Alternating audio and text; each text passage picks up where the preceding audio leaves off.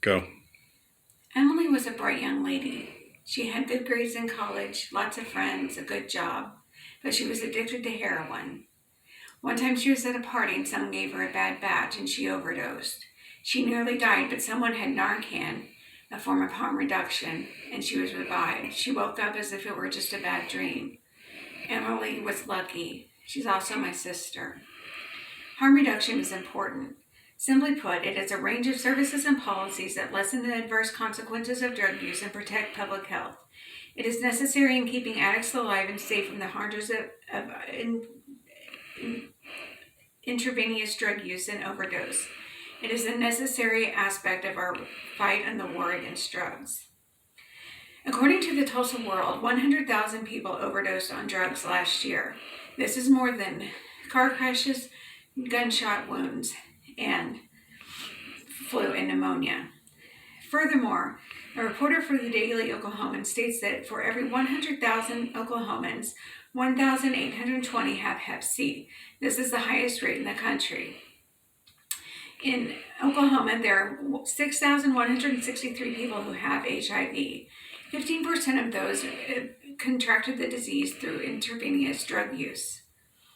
Furthermore, 3,107 inmates have hepatitis C.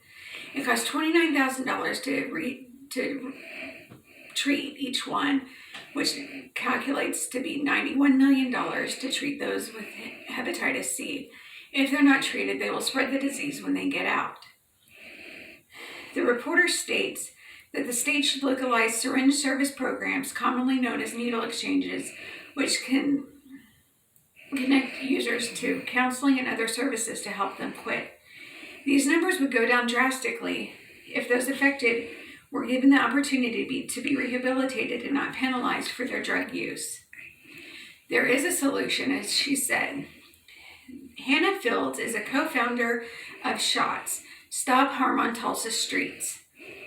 The services they provide in the way of harm reduction are Narcan, which is a opioid reversal drug.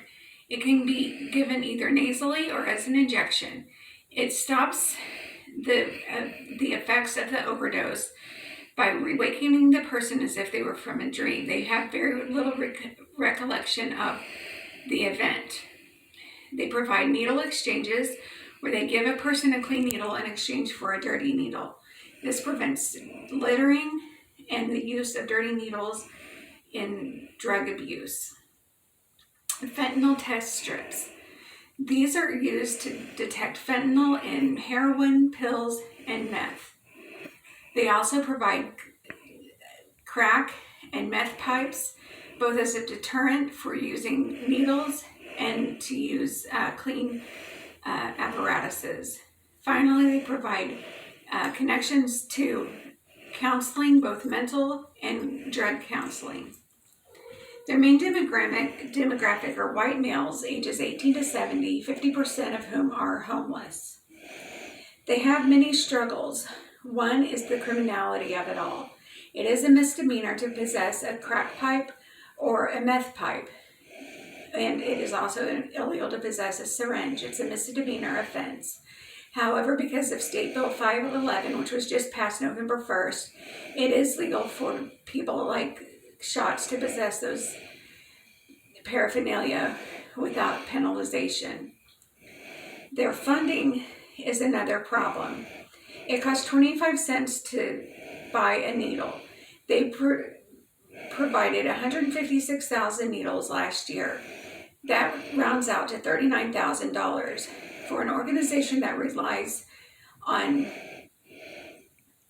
funding from grants and private funding, that is a lot of money. Finally is the stigma. A lot of people believe they are enabling drug abusers by giving them needles.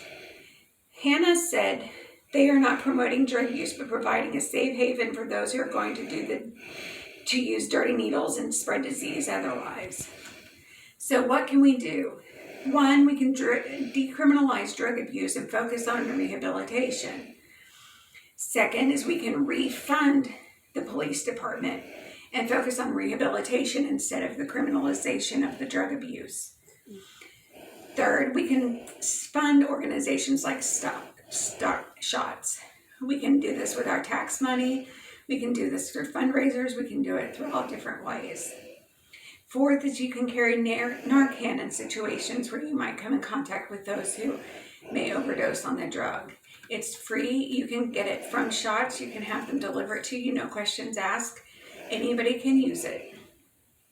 Giving a person a clean needle does not promote drug use. It protects them from getting diseases and dying. As Hannah said, people think people think the work we do is morally wrong, but we were just trying to keep people alive. People like Emily.